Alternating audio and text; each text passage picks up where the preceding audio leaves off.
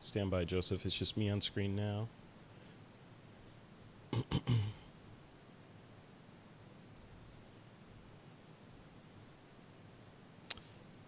All right. All right, here we go. All right, folks, thanks for bearing with us. We're still trying to get Jack Hollingsworth on the line. He is... he's having some issues. I'm iPhone chatting with him right now. He's having some issues with his system, and it looks like we may not be able to get him on. But I'm going to start the show anyway. The show must go on, right? So I'm going to start the show anyway, and with Joseph, and then we will. I'll endeavor to bring Jack Hollingsworth in. I wanted Jack Hollingsworth on this show because he is sort of the quintessential iPhone, not even mobile, but iPhone specific photographer. Like several years ago, he hung his hat on mobile photography and iPhone specifically photography. This was back when the cameras were just one step out of being crappy. And now they're amazing, and so now he seems like a prophet. So I wanted to have him on the show to sort of talk about the past, the present, and the future. So I'm going to try to get him on. Long story short, if I can't get him on during this show, then I'm going to do a one-on-one interview with him, and so we'll still get inside the brain of Jack Hollingsworth. So without further ado, let's start this episode. Stand by. All right, let's make sure Joseph is there. Look at Joseph. All right, here we go. All right, here we go. Hey, folks, welcome back to another episode of This Week in Photo. I'm your host, Frederick Van Johnson. Today is a very special episode of TWiP, specifically because this is an Apple week, right? So every, year, I guess, Apple has a big announcement, and they announce either brand new iPhones or a refresh to the existing iPhones. This year was a refresh and some kind of newish stuff in iPhones. But the things that I wanted to talk about on this show in particular are the camera features inside the new iPhone, and the iPhone XS and the XR, and what is the impact of this sort of slow-moving glacier of technology and technological advances in both hardware, software, and optics as they apply to photography as we know it. And does it matter? Does it matter that photography as we know it may be going away? Is it going away? So here to chat about that stuff with me is my good friend, Mr. Joseph Lanashki, who doesn't look like himself today for some reason. Joseph, are you all right, man? I'm feeling a little pale, but other than that, I think I'm doing all right. How you doing? You're looking a little Grizzly Adams meets Toy Story there. What happened? I guess that could be. My mama was a toy. My daddy was a bear. There you go. So I take it you have upgraded to iOS 12, right? I have. It's been kind of fun. Although I don't know, when I signed on here, you didn't recognize me. This doesn't look like me. You don't think this is an accurate representation? No, they need a few more like bits and bobbles in there in order to get the PhotoJoseph look right. That's not right. Probably some wrinkles, no. A hat maybe. No, I don't even know what that is. That is not good. Get a camera in there. Yeah, no. They got the hair pretty right. Good. I mean, the hair is right. You got to admit, it's pretty good. The hair is right. You mean the fact that there is none? Just a little bit of fuzz up there? The scalp stubble. The scalp stubble is right. But the bottom part is not exactly PhotoJoseph. Yeah, the beard it needs a little bit more shaping. There's some good options in there, but just this was the closest one, so I don't know what you're going to do. Well, I'll post a photo of mine, and mine is close, but it's still kind of like that. Well, we should probably point out for those who are listening to the show and not watching it, what in the world you're talking about. I'm playing with the Animoji feature in iOS 12. Is that right now? iOS 12. iOS 12. There we go. So I actually had my wife create my face because I figure she knows what I look like better than I do. And this is the sculpture she created, and I'm using the video feature where it puts that on top of your body. So there's my body here with an Animoji head on it right now, and I've mapped my iPhone into the whole switching system so I can do that. You're telling me your wife did that? So I think there might be some counseling in your future, man. Well, she didn't put like devil horns on me or anything, so I must be doing something right. She did not. Well, right. Well, let's dive into the show. Like I said at the beginning there, I'm gonna try to get Jack Hollingsworth in here. He's scheduled, but he's having some technical difficulties. I'm not gonna blame it on Jack. I'm gonna blame it on Skype because that's fair enough. probably the culprit, something to do Fair with enough. Skype and their servers. But before we dive in, Joseph, give us an update on what you're working on, and while I work behind the scenes to get Jack up. Yeah, absolutely. So lately, the biggest thing has really been the YouTube channel, making a big push there. So youtube.com/PhotoJoseph. I've got that show that I do, that live show 3 times a week, PhotoJoseph's Photo Moment, every Monday, Wednesday, Friday, 9:30 a.m. Pacific. For everybody watching and listening, if you are not subscribed, please do subscribe, hit that bell. And we talk about anything photo, video, live streaming related. Sometimes we're talking gear, sometimes technique, and it's been a lot of fun. It's been growing really nicely, really getting the swing of it. It's been a couple of years now that I've been doing the show, and just having a ton of fun with that, really growing it and turning it into an actual part of the business. Doing some commercial work and getting ready to do some business trips coming up, heading out to Photo Plus Expo, doing a thing out in Boston the week before that, going to Vid Summit, or also in October. October is kind of a crazy month. Nice. I'm really looking forward to that. And then, of course, the big thing, the trip to India in the very end of January, mostly in February of next year. So there are still spots available on that. We haven't caught up about the India trip. Is that a go now? Everything is all locked and loaded? So we're still tentative. Our last guest that wanted to sign up hasn't paid the money, hasn't committed yet, that there's the dollar signs that make Come it a on, commitment. last guest. What are you waiting on? You're holding up the party, bro. Holding up the party.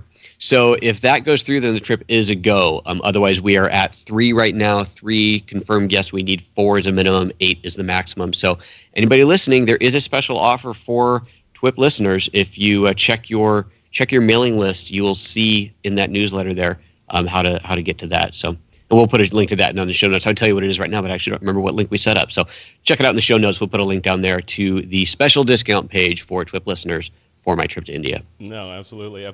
So for I want to dive into the show proper. Before we do that, like I said, if you're listening to the recorded version of the show versus this live stream, you will already have heard me say this, but I want to say this in the live stream as well. I want to thank our sponsors for this episode, and that's our folks over at Bay Photo.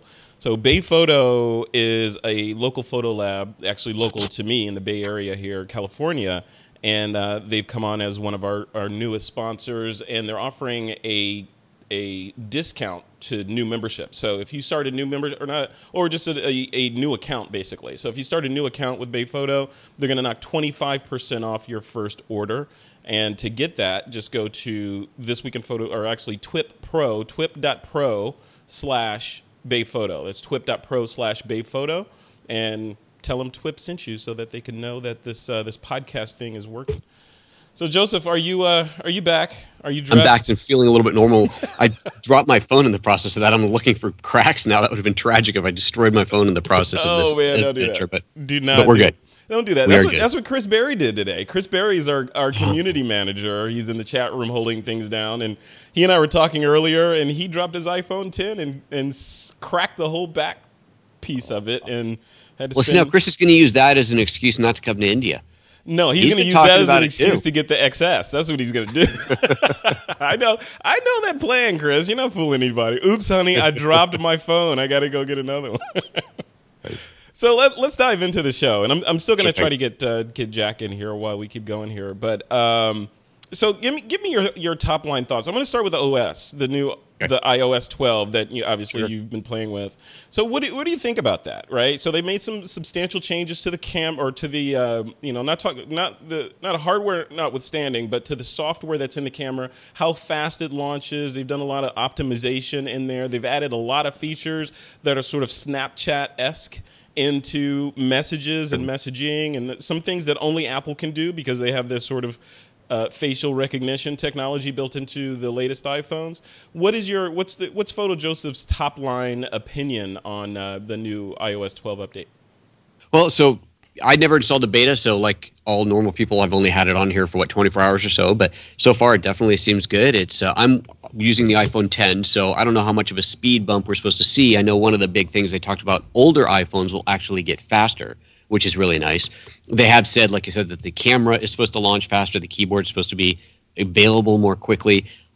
I guess the camera launches faster. It's not something that I'm going, oh, wow, that's a significant difference. It was always fast. And when I launched the camera, it's just there. So It never felt slow to me. But obviously, any speed improvements are certainly welcome. There are lots of camera improvements themselves in software and in hardware when you go to the new iPhone. So I know we're going to talk about that. but just overall, it's a nice update. Yeah, there's a lot of fun little toy things. It's not nothing that's going to really make a big change to our lives. But the Animoji that we started with, it's cute, it's fun. It'll amuse my kids for a while, so that's always fun. It would be nice to be able to send messages home when I'm traveling with the Animoji. I'm sure my little one will get a big kick out of that. Yeah. So that's kind of fun. I like that. I like the Animoji feature too. But what I want is I want a realistic rendering of me as me.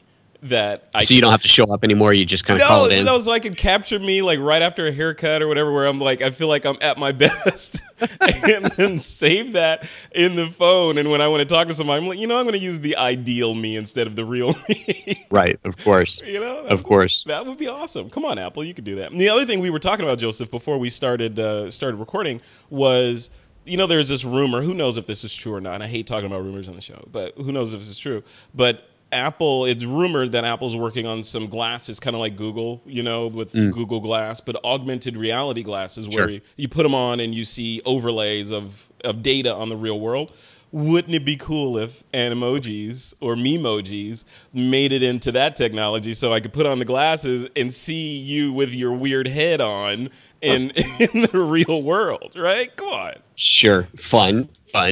You would use practical, that. but definitely fun. You would use it. Come on, you would use it. That'd be fun. Talking about one of the things that I really, really like actually about the new iOS update is the grouped notifications. Yeah. And I think this is something that Android's had for a while. It's one of those finally we got it on iOS. But yeah, seeing the group notifications is definitely a big plus. I like that a lot. There's some new Touch ID, or not Touch, what do you call it? Force Touch features in there. The Face ID. I don't know if it's any faster or not, but Face ID has always worked really well for me, so that's been great. I don't know. The messages has got some new layouts that we get to the extra apps a little bit more quickly, a little more easily there. Oh, I know one thing I just saw this morning that actually is really cool. So I use 1Password as a password manager, and I launched 1Password today to get to a password, and it said, oh, there's a new feature now. I guess the app itself had updated along with the OS, where apparently I'll be able to get to my 1Password passwords from the app that I'm in. So let's say I'm in Safari and it needs a password. Instead of having to go to the share menu and tap on 1Password and then bring that up as a separate thing, right? It's supposed to be totally integrated now. So that's something I didn't realize was coming, and I haven't actually used it yet. I just activated it, but that looks really cool. Actually, that's a nice thing. Well, let's transition, and I want to talk like one of the things I put in the show notes was I didn't want to make this show about the specs and the features and this and that, because like you and I were saying, it's all incremental, right? It's great, it's beautiful. Thank you, Apple. In fact, I wanted to, before we dive into that piece, I wanted to take a rare moment to thank Apple, right? Because people, as Apple gets larger and larger, it's become sort of the national pastime to hate on these larger companies that are doing things like this, right? Creating these amazing phones and devices and drones and all this other crazy stuff. And it's sort of cool to be the like, oh yeah, it kind of sucks. Well, they didn't put 2 memory card slots in it, so it sucks, whatever, I want to take this opportunity to say thank you, Apple, because not that I'm a fanboy, because I'll give you crap all day long, but I know having worked there, I know the effort and the blood, sweat, and tears that the people behind the scenes in Cupertino and around the world that work at Apple put into getting this stuff right. And they don't always get it right, but they put a lot of effort and time away from their families and just like DNA into this stuff, and it finally releases. And it always pains me when like they finally push this thing out that they put like blood, tissue, and whatever into to get it right, and you get some person that's like, well, they could have done this. How come they didn't put that in there? So thank you, Apple, for continuing to make awesome stuff and changing the world, frankly. And a lot of the stuff that you've built are basically allow me to do the stuff that I'm doing. So I don't know where. I'm sure I would have found a way, but not as easily as I'm able to do it today with the devices, the software and hardware. So anyway, enough of that. That was like a reverse negative soapbox for Apple. So again, I didn't want to make this about specs and pixels and all this crap. I wanted to talk specifically about the direction of computational photography and specifically mobile photography and where it's going. So Joseph, from your perspective, just to set the stage for this, having been in this game, the photography game, for a while, you can see the sort of evolution of man with these incremental upgrades, and it feels like like a glacial path that when it's Sure. all over, like, you know, like glaciers, you have to look millions of years into the future and you see what they did, right? It feels like that, like we're in that glacial path, which is kind of moving fast, and the world of photography is changing, and we're in sort of this metamorphosis period where the caterpillar is just about to come out and change into the butterfly, but we're getting a lot of resistance from people that are like, yeah, mobile this, and you need optics, you need proper glass, and all this stuff. Where do you sit on that? Am I off base, or is it an and, like I say on the show? It could be mobile and mirrorless traditional photography, or is it Sure. or? No, it's definitely an and. Yeah. We're seeing some really, really great progression. There's no doubt about it. When you look at the first iPhone and what the quality of that camera compared to what we have today, it's just shocking, right? The progression, the speed of progression between the first iPhone and today's iPhone over 10 years versus what a traditional digital camera, DSLR or mirrorless camera was doing 10 years ago versus today, that delta is so much bigger in mobile photography. And so if you go ahead another 10 years and if you expect the same level of change, the same level of growth, we're going to see just insane improvements in mobile photography and computational photography. I think that you still have an advantage. You can't break the laws of physics. Yeah. Right? You still have advantages of bigger glass and a bigger sensor. That's unquestionable. If you look at something like the mirrorless cameras that you and I love, the Lumix cameras, they are much smaller sensors than the full frame counterparts, but they get over a lot of those limitations through computational photography. Not to the degree that the iPhone is, but there is still a lot of computing smarts that are happening inside of the camera at the time of capture. If these cameras, mirrorless or mirrored cameras, whatever, start doing more and more of what we're seeing in the iPhone, then I think we can see a place where those cameras will just really take off and just go leaps and bounds above where they are today. But so far we're not. We're seeing very limited amounts of that type of engineering going into the bigger cameras. So it'll be interesting to see if that actually starts happening, if they start to realize, whoa, hold on a second, these iPhones are getting so good. Smartphones in general are getting so good that we're losing sales because, well, people are going, what's the point? That's an interesting marker. We're going to see if we're going to get to that point if camera manufacturers start doing something about it. Yeah. It just sort of reminds me of, and your video's freezing from time to time, but you seem to be okay now.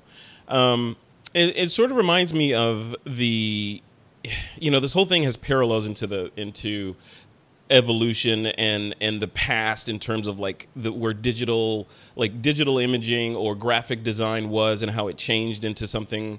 There was resistance and then it changed into something else. I look at this stuff and I wonder, like you're saying, we look at these mirrorless cameras that are full-on computers in there, full-on computers with optic systems and hardware, software, all this stuff. And I always wonder why are these camera manufacturers, the Sonys, the Panasonics, the Nikons, and the Canons now, those two, why are they not keeping pace with mobile phone technology? Like in the case of Sony, I always give them crap about not having touchscreens on the back of their cameras. It seems like that's an obvious thing these days. Sure. People like touch. Everyone has a device that you touch to interact with. There's a screen on your device that costs, $1,000+. How come I can't touch on it? Along those same lines, how come I can't have a cellular modem inside of my camera so that Sure. I can, basically all the stuff that's in my iPhone, how come I can't have it in my camera? Do you think, is there a reason for that, or am I just like asking for too much? No, you're not asking for too much, and I for the life of me can't understand why it's not happening, because there is so much that is happening in a device this small with such a limited battery that has to do so many more things. When you think about a camera that is dedicated to doing one thing, taking pictures, yeah, you can have a much bigger battery in there, you can have a much bigger processor in there, you could create something that is leaps and bounds more capable than a phone.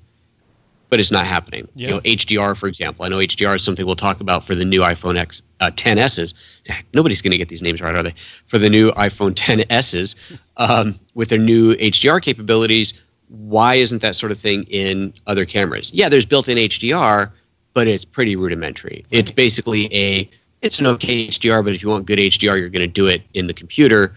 Why? Why isn't it so good in camera that I don't even need to do it in the computer? Right. Yeah. And the other piece of that is one of the reasons why Apple is $1 trillion company right now. or maybe 2 trillion. Who knows? I haven't checked today. But Still one.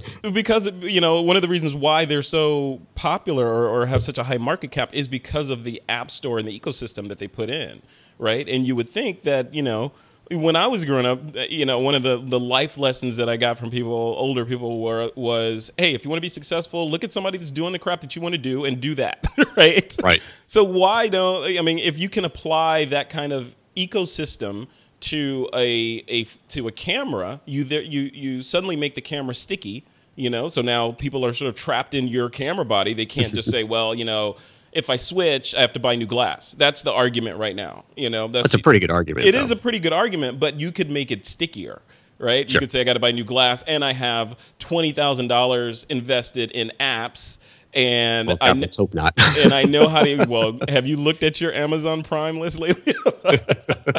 But you can say that. But then people would be trapped in that ecosystem. And it'd be a nice ecosystem because you could say, Sure. like HDR.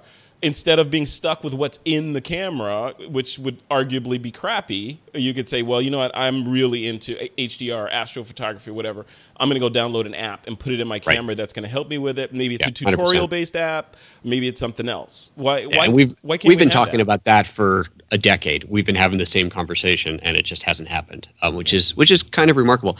Hey, Jack is emailing that he has sent you a Skype invitation. He's waiting for you to accept it and add him into the call. Let's see if this works. I saw that, and I'm trying to accept him. I don't think it's going to let me accept him while we're in a call. So that's how it goes. Skype, welcome to Skype. But I'm going to keep trying to get him in here. But I think our only option for getting Jack Hollingsworth on this call, unless I can figure it out, is to end the call and start it again, which we can't because we're live streaming, and that's that's not going to work. Live. But but don't worry, Jack. If you're watching this, we'll get you on TWiP. Don't worry.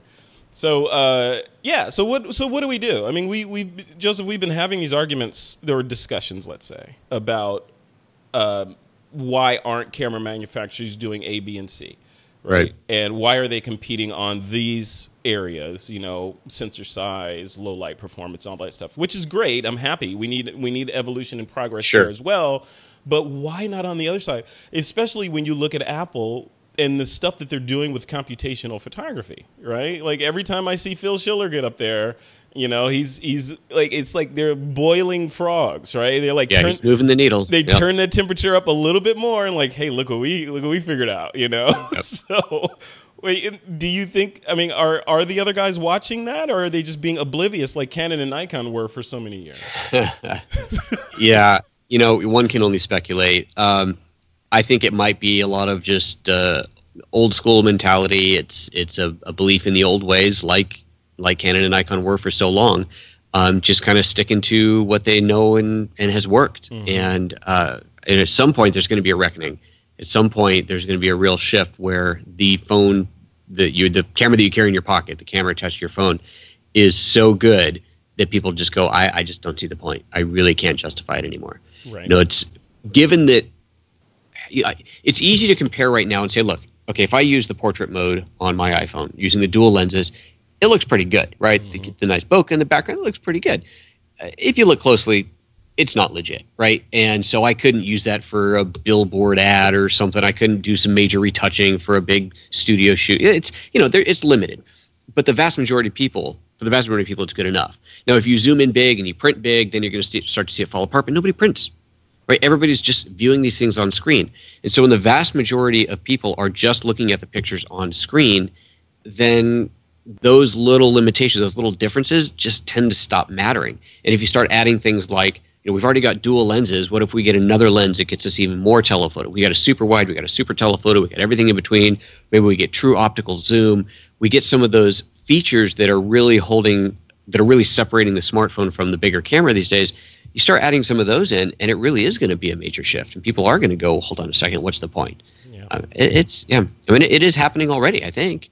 Well, you know where the point and shoot market's dead. That's right? what I was. Thank you. That's exactly. Or we're on the same wavelength. Like the iPhone and mobile phones and Android, etc.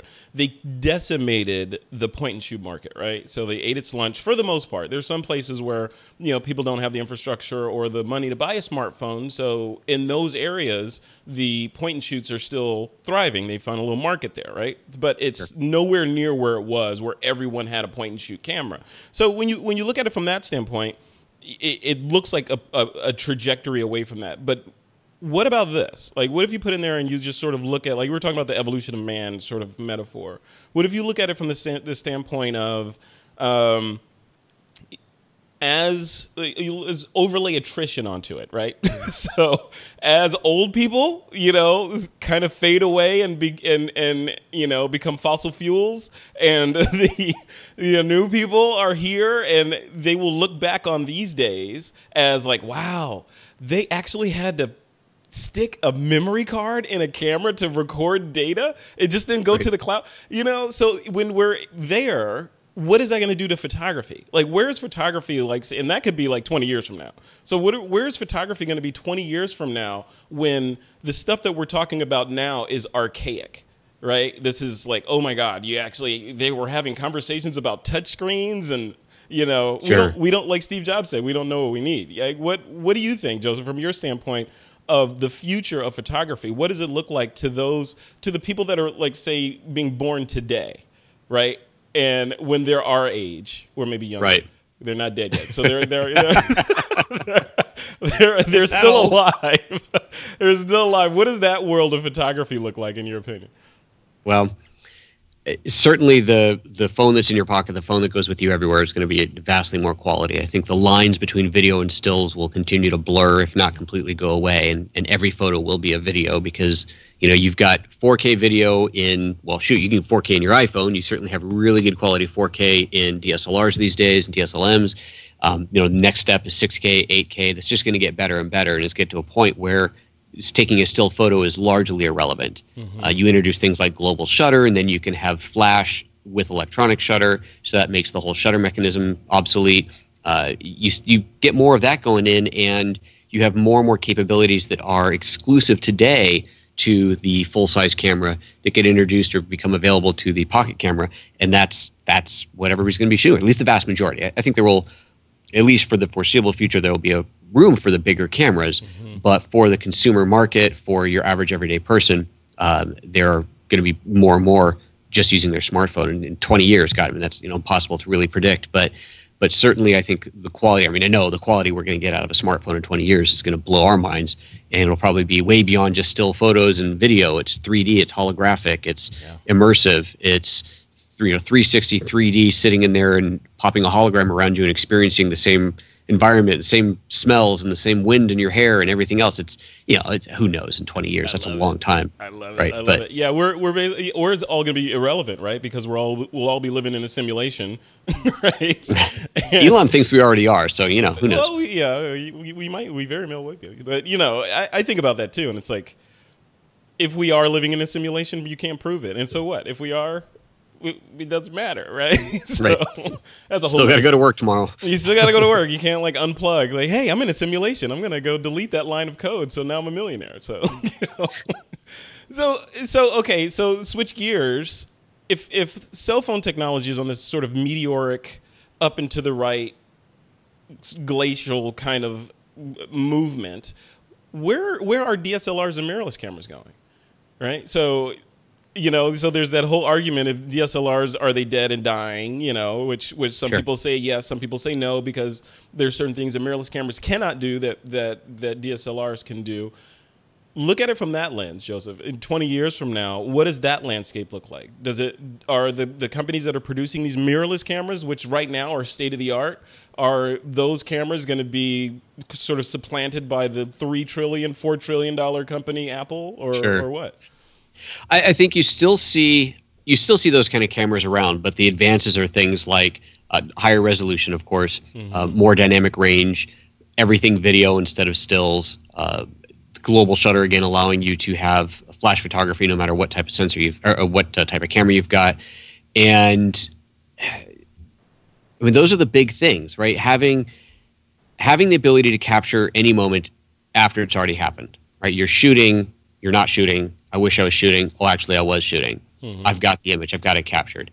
To be able to go back in time and reframe and refocus. To be able to remember the what was that camera that allows you to focus and post? Litro, right, right. That capability, that idea. Obviously, that was ancient and very, very slow and not very good quality.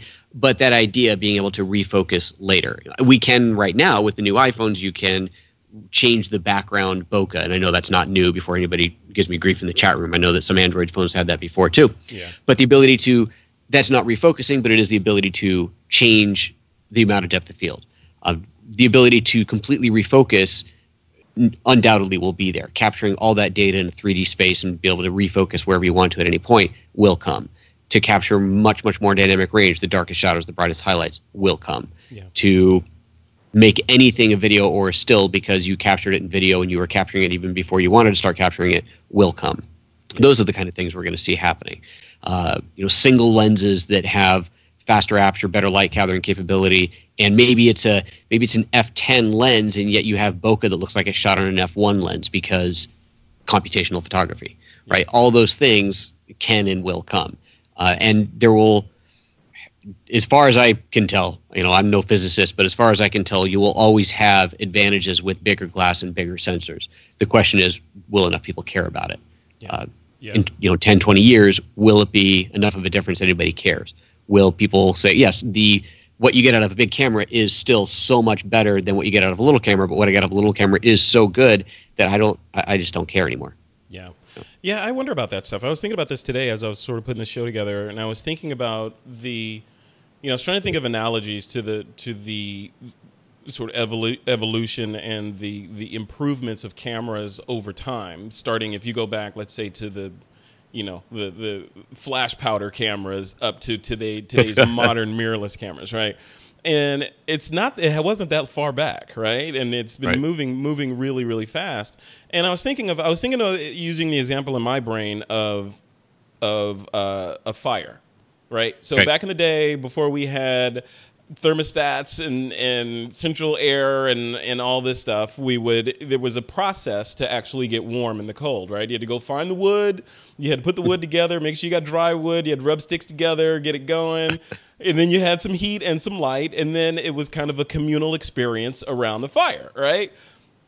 That was then, this is now. Now we can flick a switch and we have let there be light, or we can turn a knob and we can cook, or we can turn the thermostat up and it gets warmer. So now those are sort of foregone conclusions as to how the world works, when before it was hunting for wood and lighting sticks on fire. Right. So, and I wonder, I was thinking, do we, when we talk about photography and like the purity of the optics and the lenses and all this stuff, are we romanticizing inconvenience? Right? So are we looking at inconvenience as, you know what, this is just the way it should be. It's like with Fuji cameras, it's that Fuji look. It's that this, whereas in the future, like we're talking about 20, 30, 40 years from now, in that era, they're going to look back and say, wow, they actually had to go find the wood in order to make light. In other words, they had to actually press a button to make an image, and they were arguing over sensor sizes and micro four thirds versus full frame and all that stuff. And look at our world now. I mean, do you think we're moving in that direction, Joseph? Sure. I think what you're talking about is something like we're wearing glasses and then contacts and then embeds, where the world is recorded 24/7 through our eyes, and there is no need to pick up a camera and take a picture because everything you see is already recorded. You can go back at any time and zoom in infinitely and have infinite resolution, and that's science fiction, but those kind of things will happen, right? There's no question that it can and will evolve to that point. So yeah, sure, at that point where everybody's got something on their face or embedded in their eyes that is just simply recording everything. And anytime I think, oh, that'd make a pretty picture, all I got to do is rewind the memory and find that moment. Yeah. Then the idea of having a picture like, I got to get a cute picture of little Timmy doing this really cute thing. Let me get a picture. You don't have to. You're watching him doing it. You're recording it. You're capturing it. Play it back at any time. Yeah. It's total sci-fi, but it'll happen. I think that was an episode of Black Mirror or one of those sci-fi movies. But okay, let's change the tangent of this conversation a little bit. So if we're sort of being futurists, and this is fun. Love talking about future stuff. So we're being So futurists far here. beyond the iPhone XS at this point. I love it. I love it. I'm going to bring it back though. So looking at the iPhone XS and the direction where things are going, the XS and XR, right? And that's the other thing I want to talk to Apple about. Come on. Can we please go back to this little small line of SKUs versus the grid thing? But anyway, so you remember, I mean, over the past 10 years or so, since we've been doing TWiP, there has been this slow sort of decimation of professional news gathering photography organizations, right? Newspapers, the photojournalism groups within newspapers going away, and in some cases being supplanted with iPhones and digital voice recorders and that sort of thing. So what do you think, looking at the trajectory now? I feel like the trajectory is clear. That's why I wanted Jack on the show. I feel like the trajectory is definitely clearly moving towards good enough photography, and that good enough photography will soon be really good photography. What is that going to do to pro photography, Joseph? You're a pro photographer. You shoot for clients. In the future, your kids, if your kids choose to follow in their dad's footsteps and become a content creator, image maker, Sure. Is there going to be a career for them as you know it today? As I know it, no. But content creation, absolutely. Content is king and will be for likely forever. I mean, if you think about all the ideas, the projections, the sci-fi films that we have of the enlightened future where we don't have to work any kind of manual labor, there's all types of work are automated, all types of work are run by AI. The only jobs that are left are creative jobs. That's still the last human element. So yes, creativity, creating images, creating music, creating video, all of that will, I believe, always exist.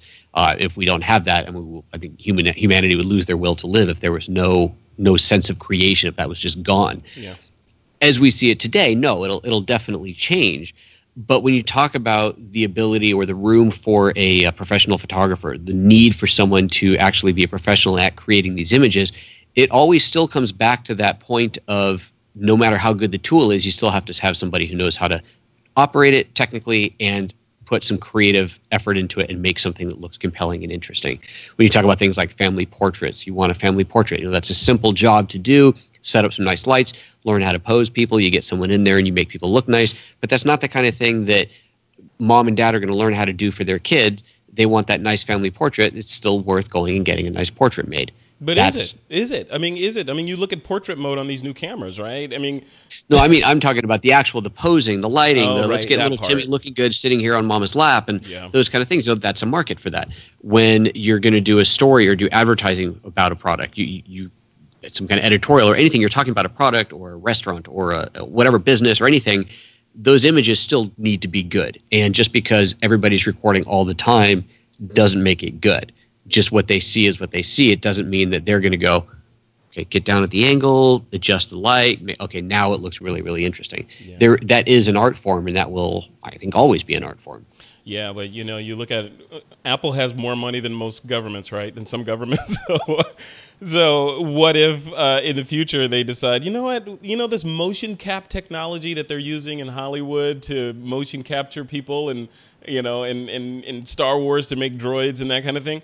What if we apply that in the phone to allow you to now move your subjects however you need them to pose, or select from a variety of poses that your subject will then take, that way you can get the perfect photo and change the bokeh in the background. This is all future-facing stuff, and I want to highlight the fact that speaking of future-facing, Jack Hollingsworth is in the chat room for TWiP. We couldn't get him on the show because of let's blame it all on Skype because of Skype. But he's in the chat room now, interacting. Thanks, Jack, for jumping in there, and we will get you on the show soon. So, Joseph, I want to finish this sort of future-facing conversation on the iPhone and iPhone-related sort of technology, software, hardware, and this futurist discussion with, normally in these kinds of talks, I say, okay, what's next? What's in the future? But the whole thing has been about the future. So, but what, we're looking, every time a new iPhone comes out, I think, this is it. Like, even when the first one came out that didn't even have apps, I was like, this is it. Where could they possibly go from here? And now here we are. we're at iPhone XS world. Obviously, there's more numbers and more letters in the alphabet. But in your opinion, what are we going to see next out of Apple? You know, of course, again, let me preface this with you and I have no inside information on Apple. We have nothing. It's all conjecture and hearsay. But what do you think? Well, okay. In the world of photography, I think we're just going to see continued advancement in there. Better optics, more lens choice, the ability to zoom optically inside of the camera or digitally zoom so good that it's indistinguishable from optical zoom. Yep. Hopefully that'll happen at some point. Like with other cameras, better low light performance, better dynamic range, higher resolution, cleaner pixels at the end of the day. All those things, you know, that's going to come. That's just progression. That's evolution. I think as far as Apple as a whole, things like what we're seeing in Apple Watch Series 4 with the added health benefits, that I think is a huge part of the future of Apple with the wearables and the things that we carry in our pocket all the time.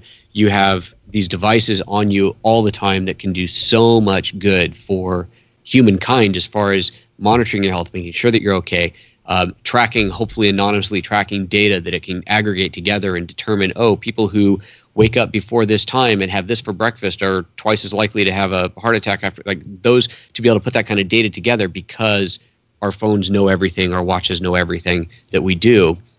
That kind of stuff going forward is really powerful and really interesting. I think that's where we're going to see more of it. A lot more happening in the health space, I think, with Apple than anything else in the future. I'm so glad you said that because I totally agree with that crowdsourced data with the appropriate privacy controls in place, right? But using the wisdom of mountains of data being generated and being able to sort of data mine it and see patterns in the chaos and then act on that in a way that we never could before besides like, you know, pharmaceutical companies doing double-blind studies and this and, you know, people opting in and giving blood because they need money. You know, if you could take 1 million people and say, you know, a billion people or 1 billion people, 1 billion people and say, let's look at these control points. And I wish Stephen Sharp was on the show because Stephen is a scientist. He'd be able to contribute to this conversation. But, you know, if you could take 1 billion people and then get meaningful data from them that you can act on and prolong lives of a portion of that population, that's priceless, right? And Yeah, and not to mention, like, you know, technologies like Waze from Google that use crowdsourced traffic data to make your commute and your travel time shorter and smarter. Imagine if you overlay this kind of data on that. Not so much the medical data, but just location-based data. You know, we've got you know 60,000 cars on the 5 that are stopped right there, and we could see it's blocked up right there. Let's reroute you around that, right? So that's the future. So that leads me to my last question for this before we jump into the picks of the week, and that's your. You know, one of the things that's been the sort of the hot button for a lot of people and a lot of organizations has been privacy, right? And Apple has been very, very vocal about, you know, all your data is locked down. We're not doing anything with it. Whatever data we get is anonymized and we'll act on it, but it's locked into your phone. Right. It's hidden behind a chip, you know, all this stuff. But it's still digital, Joseph. Do you worry at all about this stuff? Do you worry that, you know, we've got these companies like, you know, Ancestry.com, 23andMe getting DNA data. We've got Apple getting biometric data. We've got satellites up there taking pictures. You know, and who knows what other data is being captured right now? Does that ever bother you, or do you feel like, you know what? You know, we got to live in the fog that we live in and deal with it. What's your position on that? I don't know that I have a solid position on it because I definitely see multiple sides of it. Clearly, privacy is very important, and being able to keep your data private and keep your personal stuff personal is it's important. It's our right. We should have that right. We should be able to maintain that right. The advantages of taking so much data in aggregate, assuming it's anonymized, are phenomenal. Mm-hmm. We talked about already the idea if you could take this billions of people's worth of data and it would have to be an AI that looks at it and to have that go through this data and to find the patterns in the chaos, as you said, only can happen if we have that data. It's the only way to have that. And if that does require giving up a little bit of privacy for the better good, for the betterment of humanity, I think it's worth it. Now, there's always a risk that you have all this data, like you said, all these companies that have so much information about us. Nothing is unhackable. Nothing is impenetrable. That data can get out there.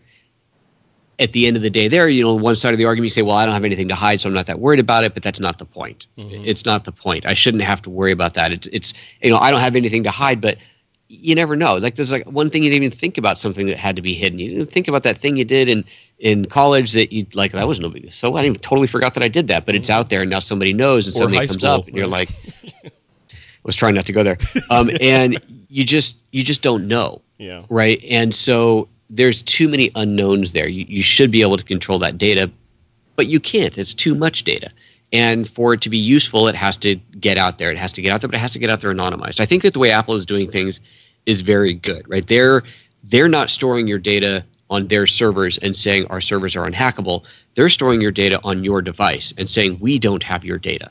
Yeah. Right? The secure enclave that's on your smartphone, your fingerprints, for example, the fingerprints or Face ID that are on your phone only exist on your phone. They don't sync across your other devices. This is why you have to train when you buy another phone or another device. You have to retrain it with those things. It is not synced. It is not stored in the cloud. That level of security is very, very smart. And hopefully that type of thing can continue so we can maintain and find that balance, because everybody's data out there in the open is not the answer. Yeah. Complete and total privacy where nobody gets to share anything is not the answer. We have to find something in between. And again, like you said, not a fanboy. I try not to be a fanboy about Apple, but I think that they are doing it right. They really are. And yes, there are sacrifices, right? I'm using a Google Home now. I have one at home, one of the little ones, and it's pretty darn good, right? It does things that Siri doesn't do, and it works better in so many ways. And I know that some of the reasons it works better is because it has access to more data, and it's like, it's a quandary, right? Because you want that capability, but you don't want to give up the privacy. And I think that Apple's taking the slower path to that, to figure out better ways to do it while preserving your privacy and your security that other companies are not. So kudos to them for that as well. I agree. Hopefully we'll see that continue. I agree. And I look at the stuff, and I look at the stuff that I'm doing with TWiP and the business that you and I both run businesses, right? Which are ostensibly solopreneurships, right? Where we have to do a lot of things and we have to manage data, and the things that we do in many, many, many ways were not possible 10 years ago, right? So, and I look at some of the infrastructure, and in preparation for the show and this part of the show, I was looking at some of the tools that I use to just do my daily stuff, and Google Docs, spreadsheets, Gmail, so. And I look at it, I know that there's privacy concerns with Google. I know that this could happen and that they've done this or whatever, but at the same time, I'm thinking, the ultimate goal is, like Maslow's hierarchy of needs, right? I'm trying to make a better life for me and mine, right? So do I stand on my virtue and say, well, I know this might happen, so I'm not going to use that stuff and we're going to just deal with it, right? Or do I say, you know what? These are the tools. If something happens, what's the worst that can happen? If something happens, okay, I'm screwed. But if something doesn't happen, it's a gamble. If something doesn't happen, then look at this awesome business I've built using these tools that they gave me, right? So, I know some people will argue with, well, you're being, myopic or naive about it. But I look at it as like, look at these tools that we have to use that are here. Yes, there are privacy concerns, but where will we be without the tools? Standing on your virtue and saying, you know what, I'm not going to drive that car because the rubber on those tires is made from fossil fuels and it's polluting the environment, blah, blah, blah, blah. Sure. So I'm going to walk from here to Ashland, Oregon. I'll see you in 6 months. Or I'm going to drive and, deal with it. So, so how do you fix that? I don't know. So I want to remind the folks in the chat room, get your questions in. Chris Berry, the TWiP community manager, is in there moderating and doing a fantastic job. And he's collating all the questions in there and putting them in the Google Doc that we're using to manage this show. So if you want to ask us a question or give us a comment, go ahead and put it in the chat. Make sure you @mention This Week in Photo, @sign This Week in Photo. It'll highlight that so that Chris can find it easier and put it in the chat in the Google Doc for us. But now we're going to move into the Picks of the Week segment. This is the segment where the guest, or the guests, Jack, where are you? Where the guest, I'm just kidding, Jack Hollingsworth. Does he still get a Pick of the Week? Yeah, Jack, put your Pick of the Week in the show notes. He has 2 Picks of the Week. I'm going to put them in the show notes for him just okay. Because. But go ahead and put them in the chat, Jack, too. But this is the section where you, Joseph, can give us something that you think the TWiP Army, TWiP audience should know about. What's your pick of the week this week? Sure. That's actually a pretty easy one. So just to clear the air, I am not sponsored by. I'm not being paid to say. I did get this bag for free, but to do a review on. But Think Tank has just released a upgraded version of their retrospective series bags. They have I think 5 or 6 different ones in different sizes and configurations. The one that I've always liked is the retrospective 7. It is a shoulder bag that will hold a mirrorless camera and a bunch of lenses and my drone, or a full-size DSLR with a couple lenses, or in the case if you get rid of the drone, I could probably put 2 bodies and a bunch of lenses and your iPad in there. It's just a very good size bag. It'll hold your regular size iPad or 13-inch laptop. Nice. And it's a really, really nicely sized bag. It looks great, feels great. It's just well built. And the version 2 of it has some really, really nice new features. There's a expandable water bottle pocket on the side of it. The closure system on it has been redone so that when you close it all up, it's a bit more secure. It's a lot more secure than it was before. It has Think Tank has this silent strap idea where their Velcro can be covered so that if you're shooting something like a wedding, you don't want to have your bag going as you open it. Yeah. You can cover the Velcro straps. And they've redesigned that so that you can cover it without making noise. So it kind of used to be that to cover the Velcro, you had to rip another piece of Velcro open. So if you were already in the quiet environment and went, ooh, I need to make my bag quiet, you had to make noise to make it quiet.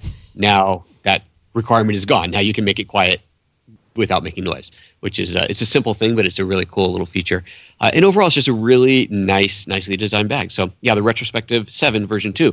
And I bring this up here because I'm actually giving away my version 1 for anybody who is who's watching this live, or will get to listen to this before, what is next Monday?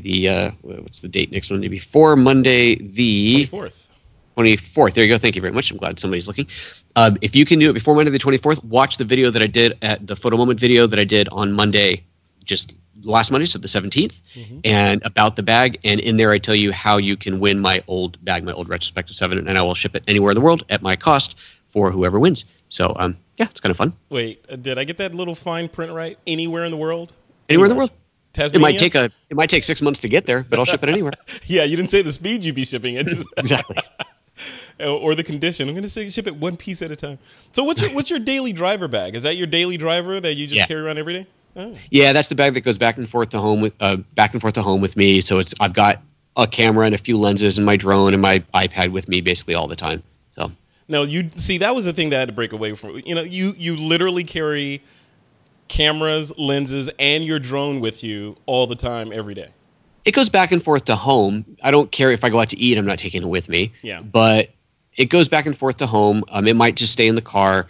But because too many times it's on the way to work in the morning, there's something I want to take a picture of. I wake up in the morning and I have a studio. All my gear lives at the studio. It's not like I work from home and my gear lives in a closet at home. No, my gear lives at the studio. So if I want to do something, it's like, even though the studio is really close to home, so I'm going to go to the studio, pick up gear, and then go out. I just have a basic kit that is with me all the time. And it's usually a GH5 and a few lenses, and the drone, and like I said, the iPad, and that's just kind of the normal, always there.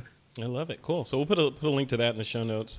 And and a link to so there's an episode that we should link to in the show notes with you giving away the bag. Okay.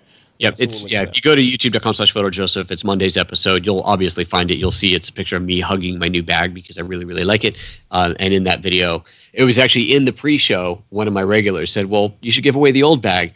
And I never get rid of my old camera bags because, there's always a use for an old bag. Mm-hmm. But this one, I really don't have a use for 2 bags that are very, very similar. The new one's just got some nice new features on it. So I said, that's a great idea. So so we're giving it away. But you got to watch the episode to know how to win. I love it. Cool.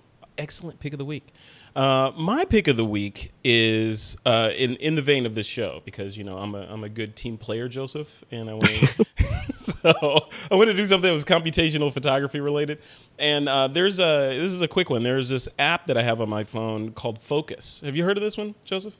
FOCOS. Focus. FOCOS. It's in the App Store. I'm not sure if it's on Android as well, but it's on iPhone. It works with iPhone 10. You don't necessarily have to have a 10S or a 10R. But what it does is it lets you control bokeh after the fact, much like Lytro and what Apple is claiming to do with this next iPhone. And it works in portrait mode or selfie mode and with the front-facing camera. And it does basically, looking at the specs of what Apple says the new iPhone XR and XS will do, it does that, where it instantly creates a depth map, finds the subject, does facial recognition, builds a beautiful mask of the subject, and then blurs the background and gives you a slider where you can control the aperture and do a bunch of other things. That's just one of the things it does. But it's called Focus, and I was playing with it. I actually launched it again after I saw Phil Schiller talking about the new iPhone. And I was like, this is that, you know? And I was like, come on, Phil, you're saying this is revolutionary. It's been in this app in your store for like 2 years. Well, I'm that ding you heard was me downloading it, and I'm playing with it right now. That is really cool. Right. Focus. Wow. It's killer. It's like a pro app too. I wanted Jack on so he could tell me if he's using that or not. So. Oh, that is so neat. Isn't it crazy? And you can tap to refocus, tap on the background to focus on that. Yeah. That's pretty cool. Yeah. Right on. Yeah. Sweet. Now I definitely don't have to upgrade. It was like $3 or something, $6 or something. I don't know. It was a free download. So there must be some in-app purchases. I think it's got in-app purchases. Like it'll unlock some features, which I haven't done. So whatever I've done with it, it's been fine, and it'll save to your camera roll or whatever you want to do. So, yeah. Oh, there's different bokehs in there. Different shaped bokehs. Mm-hmm. That is cool. Right. See? The end of the DSLR and the mirrorless camera in an app, right? Come on. In an app. Yeah. Pretty cool. FOCOS. All right, folks, it is time to jump into it's time to bring the audience into the show and do some audience questions. Joseph, you ready to do this? Sure, let's do it. All right. Well, I'll put the phone down and stop playing with this new app. I know, right? See how we are? All right, so the first question is from Thomas Aaron, a TWiP Pro member. He says, I've heard that physics prevents cell phones from really matching pro cameras. Is it really possible for computation to guess all of the info that's missing in the smaller sensor? I don't know. What do you think, Joseph? Is it? And I've heard that too. You know, the barrier to computational photography, or the barrier of the small sensor in these mobile phone cameras, is pure physics. You can only do so much with a photon, right? Right. Well, that's what I was saying earlier too. I pointed that out, that you still can't usurp the laws of physics, and bigger glass and bigger sensors will always provide advantages, assuming that you're putting the same technology into those. Right. The question becomes not whether you can do everything that the DSLR or DSLM does with a smaller sensor. It's whether those bigger sensors are going to start doing the same things that they're doing on the smaller sensors. And that's a big premise of what we were talking about in the show today. Yep. If the Canons, Nikons, Panasonics, Fujis, everybody else of the camera world starts putting the same level of computational photography that is in a smartphone into a full-size camera, then clearly it is going to always be better because of physics. Right? Yeah. But if they don't, and the smartphones continue to improve, the question doesn't become is it as good? It becomes, is it good enough? Mm-hmm. Can a normal person tell the difference in normal use, and do they care? And that's where the line is drawn. Really, it's maybe there's a difference, but I don't care. I can't tell. Right.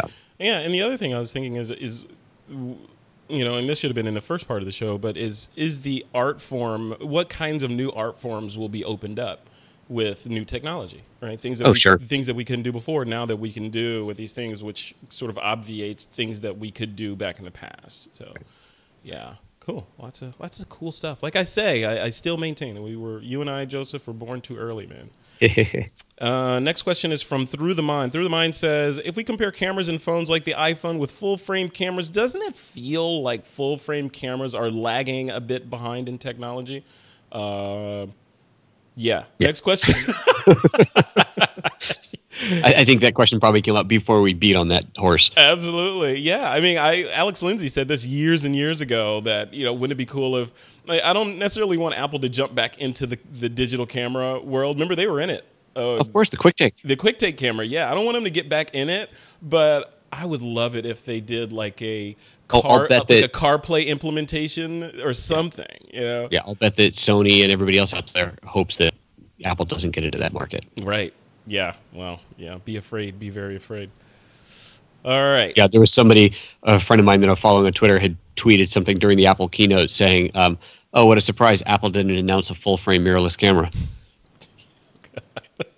And everyone stock tanks, just like I don't know. Would Apple do it? Would they? If again, I mean, this is a completely rumor and innuendo show, but I wonder if it would. If Apple was to decide that they smelled blood in the water in photography again, they're like, you know what, we should be in that space, and they decide to move in that space, having all the money in the world. Would it be better for them to just reinvent the space like they're allegedly doing with self-driving cars and electric vehicles, or just buy someone or a couple of someones, like buy Nikon and Canon, you know, and make them a department inside the circle, you know?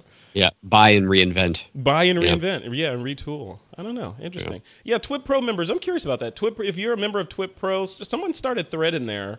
And let me know what you think. You know, if Apple was to move into the digital photography space, would it be better for them to just start with a blank whiteboard and do something completely new and unexpected, or should they buy someone that already has a user base and just sort of retool them?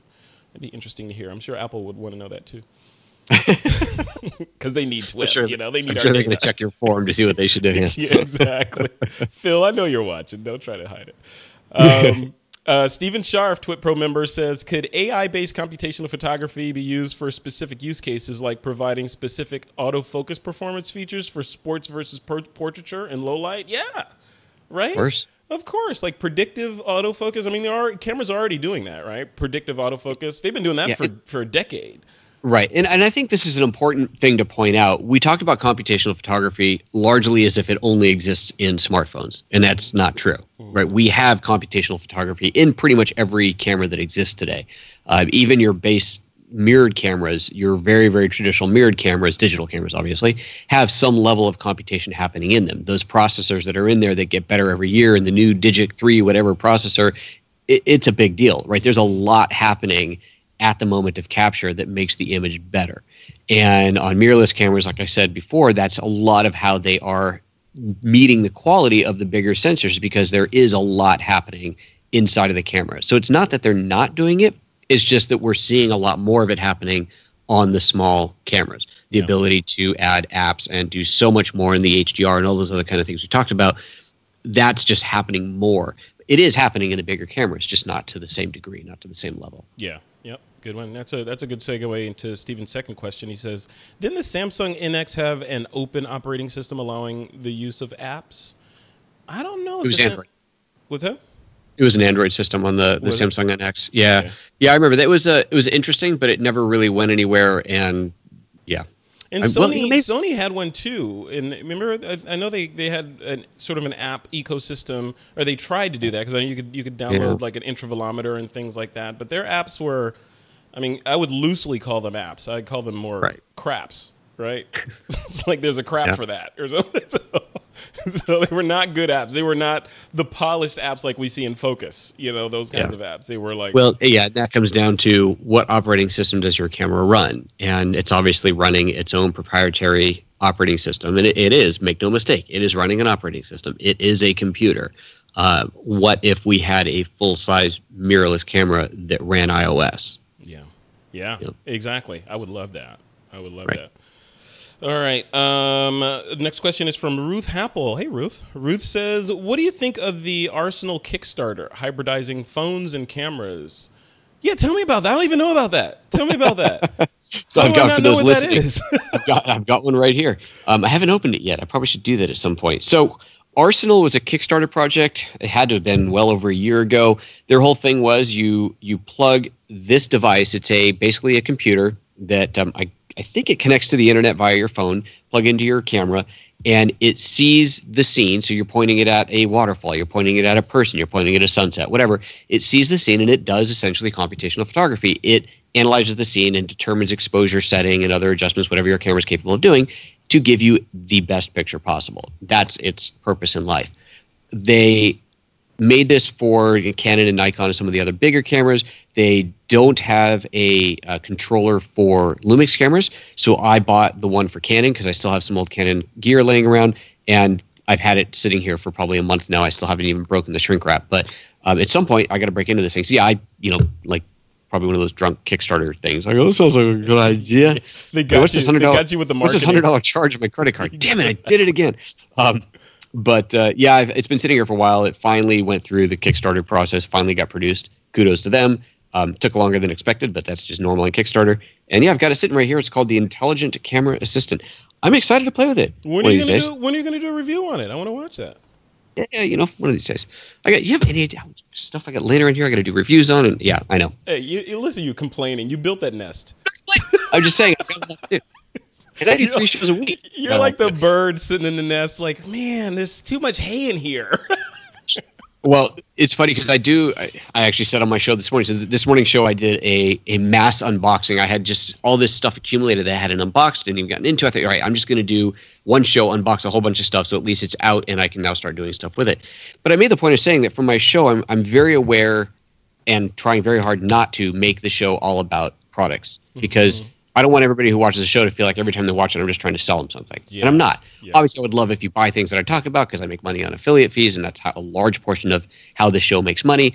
But I do very consciously do shows about technique or just education about the cameras or settings in the cameras or photography in general, whatever, so that it's not just about gear.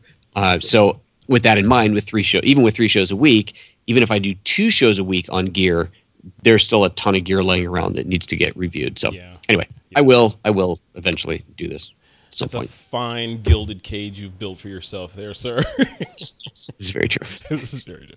All right. Here's another question from Thomas Aaron. He says, will advanced computational photography or technology in general make painters obsolete? People do things themselves. People like to do things themselves. Do we want technology to make us better able to do what we like, or do we want it to do everything for us? I have a problem with the word "or," right? So I don't know if it has to be painters or computational photography.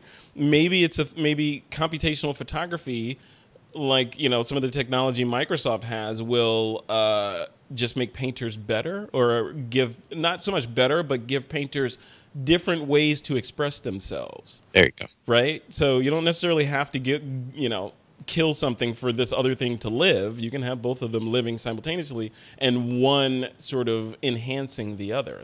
That's the way I would think. What do you think, Joseph?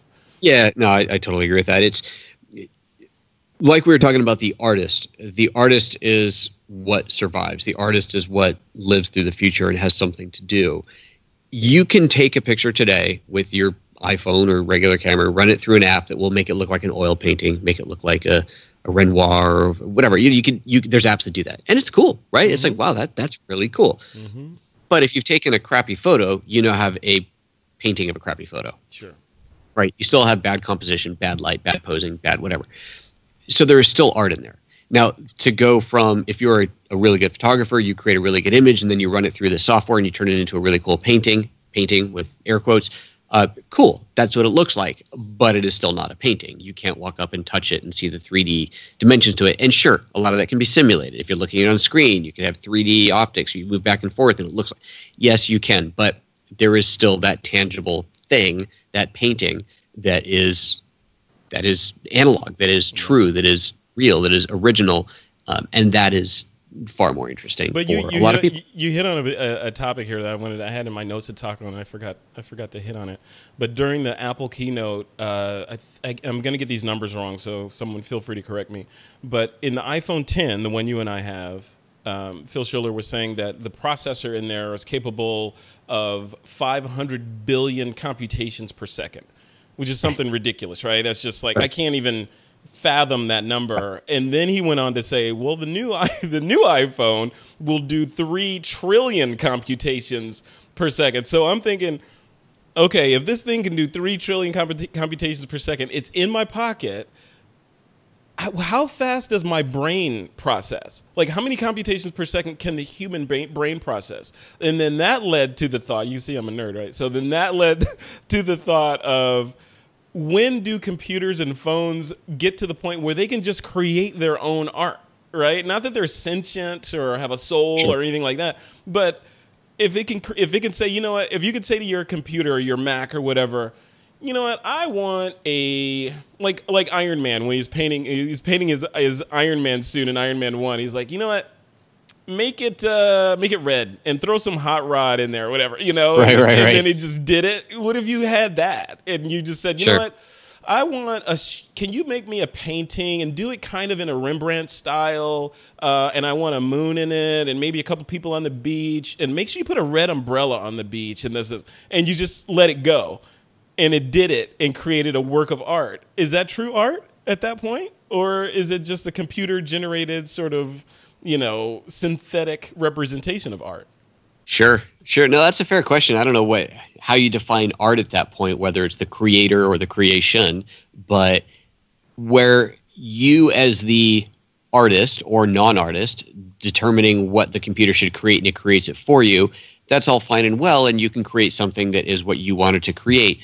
But there is still that sense of, I want to buy art that somebody else created. Yeah, I want to have human, art. Another human created. Well, even if it's another computer, another AI, I want something that was created that wasn't in my mind's eye. I can envision something and then put that on the wall. Yay. I want to see something on the wall that I didn't envision. I want to see something on the wall that blows my mind when I look at it. I think, how in the world did they think of that? Did they create that? Where did this come from? That's beautiful art. You walk into a gallery, an art gallery, whether it's a photography gallery or a painting gallery, whatever. You walk in, or a sculpture, and you see these things, you go, I never would have thought of that. That's incredible. I love it. I need it. I would need to put that on my wall. Yeah. An AI can't create that for you because you have to tell it what you want. And you don't know what you want because it wasn't you that thought it in the first place. Right. So, right. Yeah. That's going to be a whole nother legal battle there, because I can see. You remember it was a couple of years ago when that macaque took a picture. Love himself, right? Yeah, he took that selfie, and we were like, "Who Yep. owns it?" Right? Is it owned by the macaque? I even think PETA got involved in that. Yep. But if the computer creates something, does the computer own it? Who knows? But then again, 3 trillion computations per second in 2018. Where are we going to be in 2025? Is what I'm saying. Yeah. That's all I'm Crazy. saying. It's crazy. Yep. Crazy. All right, so we're going to wrap up the show here, but Chris has put in, Jack Hollingsworth, I said, is in the chat, and Jack gave us, you know what, Joseph? I wish you still had your memoji going so you could read these as Jack Hollingsworth. So I'm gonna read these. I can hook it back up if you want to. Yes, hook it back up. Can you hook it back up? Yeah, it'll take me like 2 minutes. Yeah, get it going. So Joseph's gonna get that going. But what I want to do is I want to read some of these. Actually, I'll let Jack answer the questions, but I want to give you his pick of the week. His first pick of the week is the iPhone XS Max, of course. He says, did you expect anything less from me?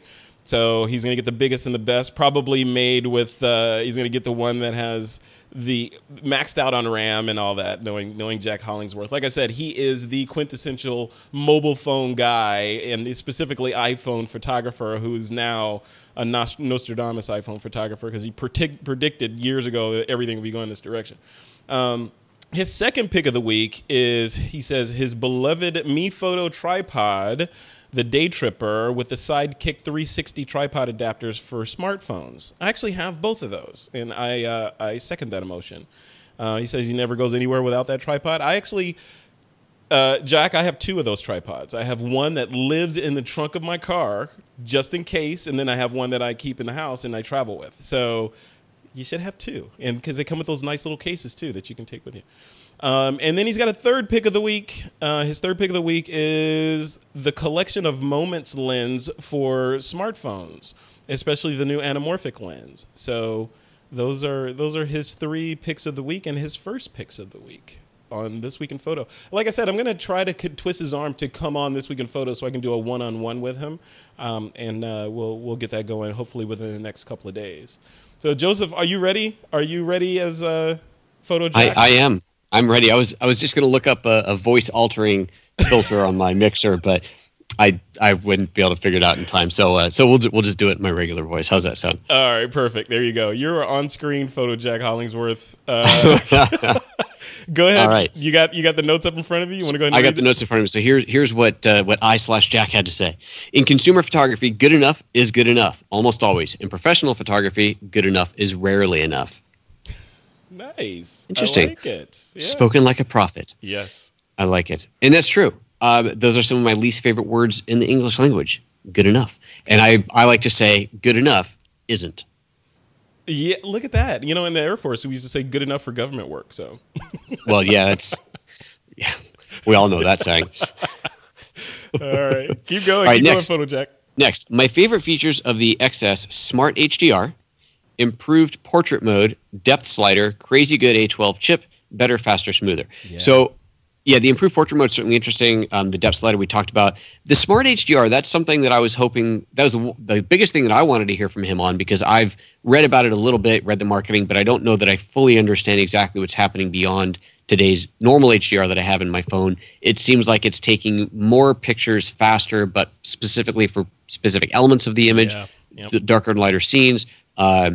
Very interesting. And that's the kind of thing I'm talking about, where why isn't that level of HDR capturing in my larger camera? Right. Because it should be. Why not? It could be. It absolutely should be. And yeah, because all the data I have comes from Apple spec page and their Right. marketing page.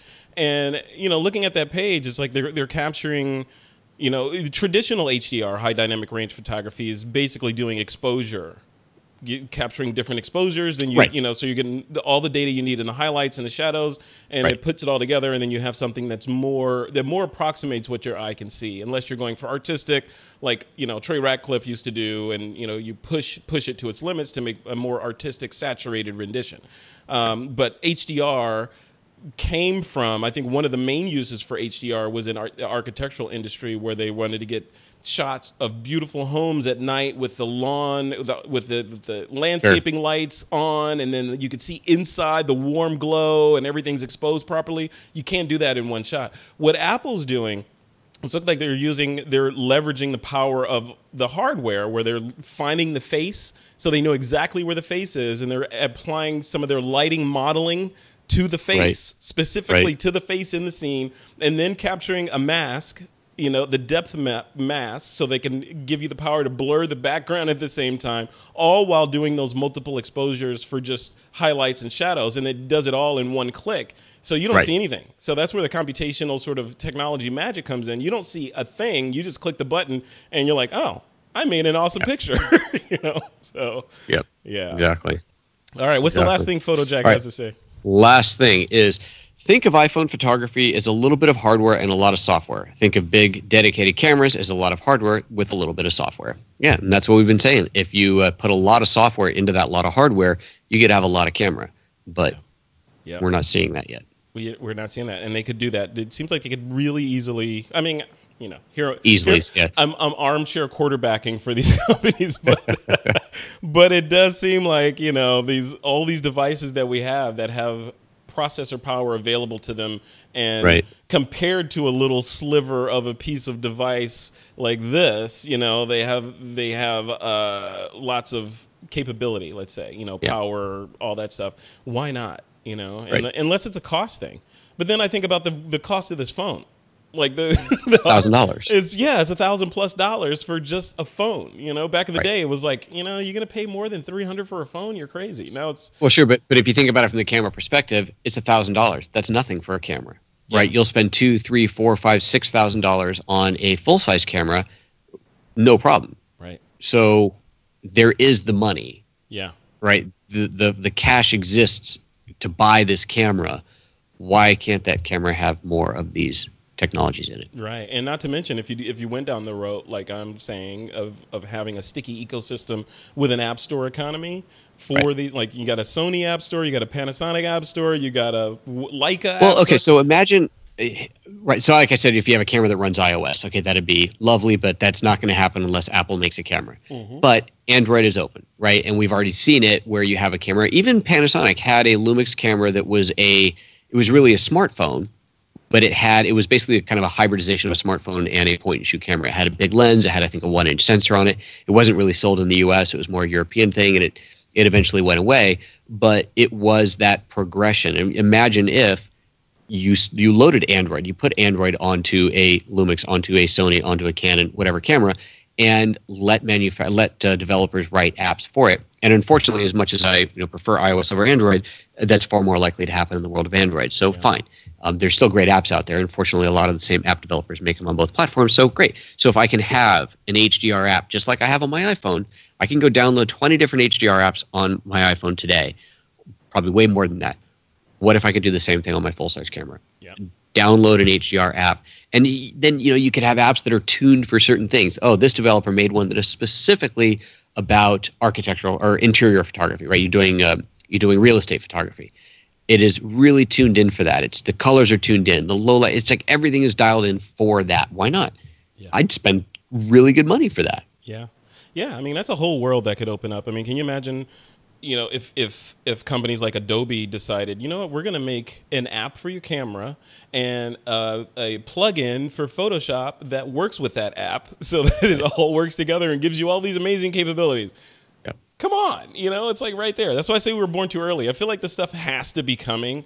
It's just, right. It feels like the obvious move. It's just not here yet. You got to save something to surprise us with.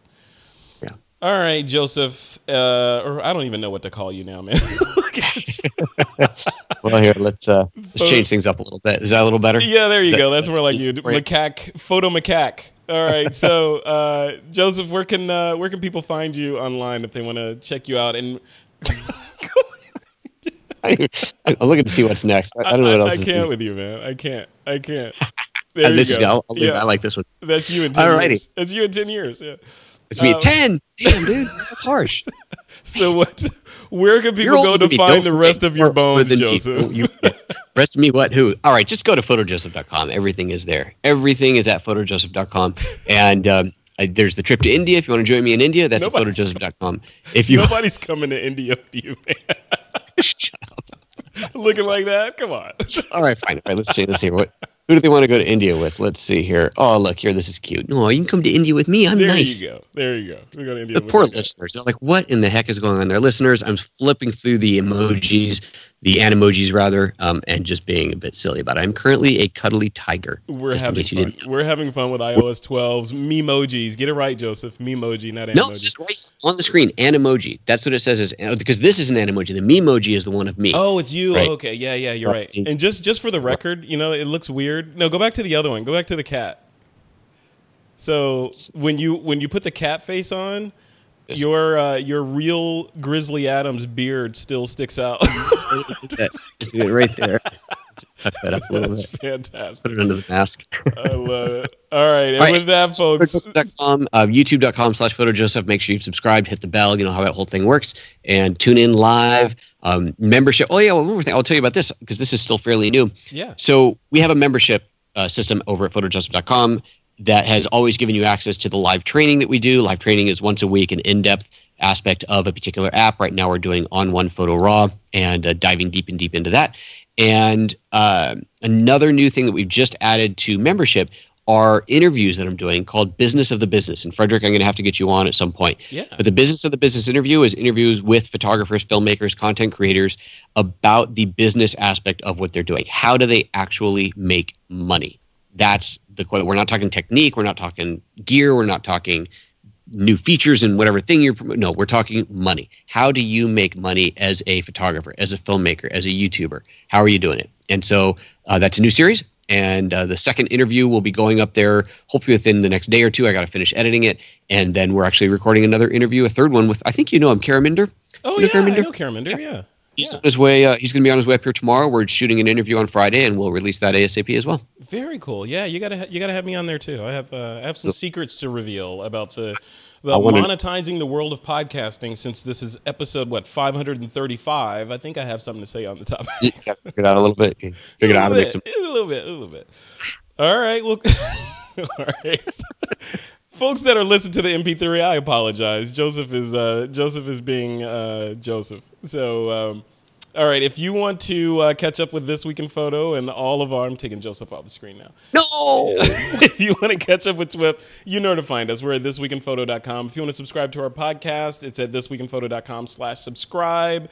And I want to thank our sponsor for this episode, and that's our folks down at Bay Photo. Once again, if you want to get 25% off your new account, just head over to bayphoto.com or just go to TWiP.pro. That's TWiP.pro/bayphoto and get 25% off. I highly recommend it.